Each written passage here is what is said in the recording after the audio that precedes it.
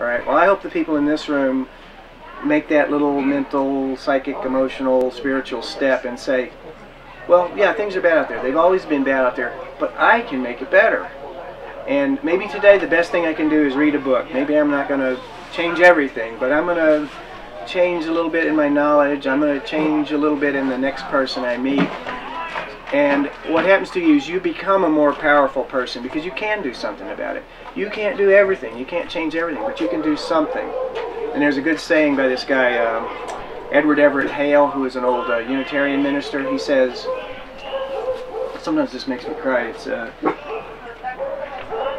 he says, I am only one, but I am one.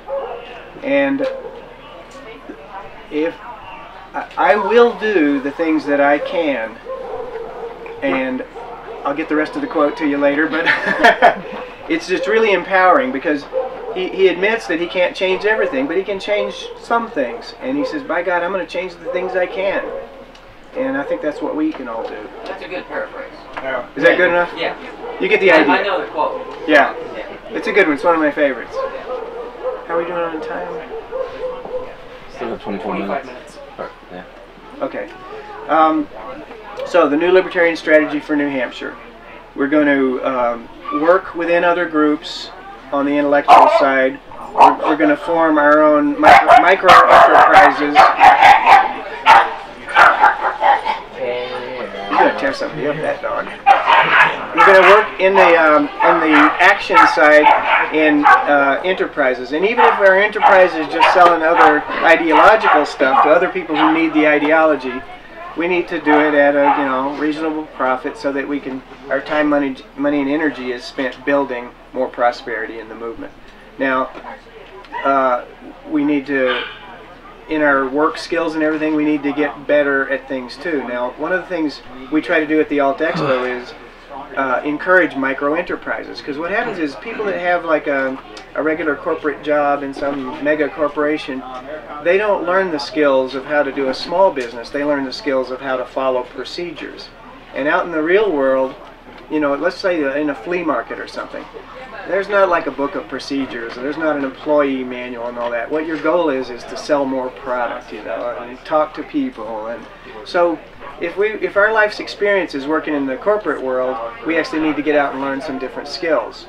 And so even if you keep your day job and you start some small flea market business, you're going to learn from the people around you. They're not, your customers aren't going to be intellectual whiz kids and everything. They're going to be somebody who wants the trinket that you're selling. And the thing I suggest is that we just maybe throw out some teaser questions. Maybe we tell them, well, you could pay in silver if you want. And they said, oh, what? Silver? Is that? And then you can talk to them about silver.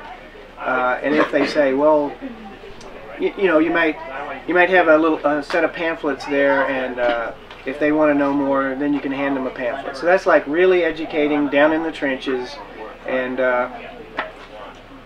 that's something you can do. You can incorporate the intellectual side into your micro enterprise too, so you can actually, do both. Like I say, we'll hold bigger events like this, and maybe at the next AltExpo we'll have talks on how to start a small business. I know Zach today has given a talk called, or it was yesterday, called No Budget Marketing. So that's like another small business kind of thing. I wasn't there for that, but I can say that if you can find what you're already good at and what you already love doing and find ways to kind of bring that to the community, that's the best way to really get some money without putting up too much loss. And there's internet marketing, of course. That's like the world is your flea market kind of thing. That was supposed to happen in the bingo hall, and I was there. It didn't happen. As far as I remember what happened. He got late on his travels, and so he actually missed his own talk. So maybe, now this is something else we can do. Maybe we've got this tent here. Maybe he can give the talk here tonight or something like that. I'd be interested. And also keep in mind, you get involved in one of these micro enterprises, you might have something that doesn't work. And I don't know, you read these biographies of some really famous people. Well, a lot of them that really made it big in the end had 4 or 5 false starts or failures, they'll call them, or whatever. And you sort of like don't want to put all your eggs in one basket. You try it. I mean, you want to try it with all your heart and everything, but you have to realize that you don't know enough, you're not brilliant enough to know what's really going to make you a millionaire from the first try. So this is another saying from the Dalai Lama. I have it on the back of one of my t-shirts. He basically says, never give up. So it's a long poem about why you shouldn't give up, but that's the main gist of it, never give up. That was also a commencement speech by Winston Churchill. Okay. He got up to the podium and all he said was, never give up. Ever, ever, ever, ever, ever give up. Yeah. There you go. Left the podium. I'm going to give speeches like that if they'll pay me $1,000. Yeah. So those are all some really core things, and this draws from philosophies from all over the world, even Winston Churchill. This is like, okay, this is like a self-development seminar now. It's like, you can do it, you know. That's all I'm really trying to tell people. It's an empowering message that, and there's tons of people that present this better than I. Tony Robbins makes millions of dollars saying the same thing. You can do it, okay? And if you need to go to a Tony Robbins seminar to believe that what I'm saying is true, we'll do that. He's better at it than I am. He's the expert in that. So I'd like to, in other meetings and in other writings, give even more detail. Like I would give the detail to say, okay, we should join this group. This is the name of the group, and this is where they meet. This is the name of the other group, and that's where they meet. You know, and so we'll get into that in our local meetings. We formed a group here called the Shire Agorists. So a lot of us are calling New Hampshire the Shire, you know, after the Hobbit. We have meetings every 2 weeks, and we will get down to that level where we talk about, you know, we're going to work with libertarians, conservatives, progressives, probably communists, anybody, alternative energy, alternative medicine, anybody that's got some inkling of some of the strategy, or at least perceive that we have a common enemy. Like, we started a libertarian peace group in Nashua, where I lived at the time, and all kinds of people joined our group because they all knew that the invasion of Iraq would be a horrible thing to do. And so that was an enterprise where we had a lot of allies on that issue.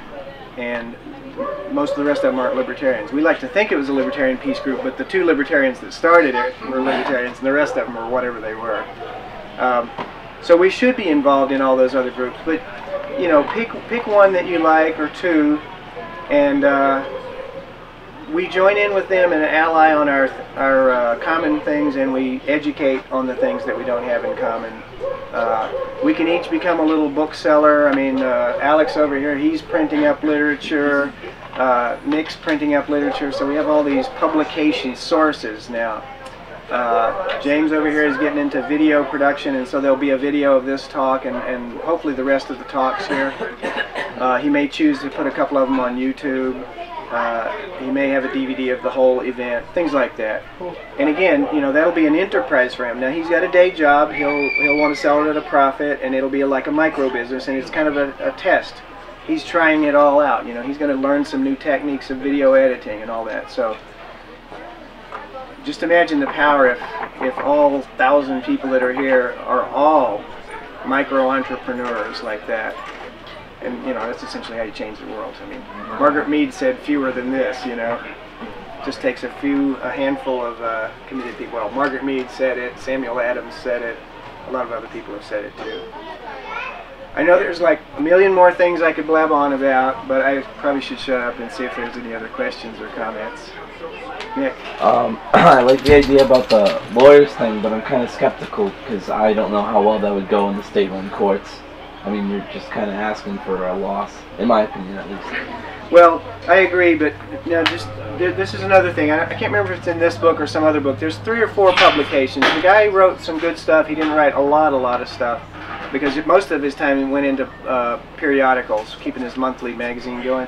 But you know, there are things out there that are mixed. Okay, like we think, let's say the police are bad when they arrest somebody for smoking pot.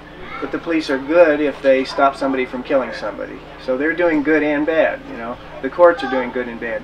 They're both horribly corrupt, but they're both human, and especially when you get down to having jury trials, that's why I really believe in Fiji. It's a state-run court system, but the people that are making the decisions are the people. And that's one of the brilliant things about the trial by jury, is that it's really a jury of your peers. They're not all going to be your peers because of various different reasons, but But it's a lot better than state employees deciding whether you're guilty or not.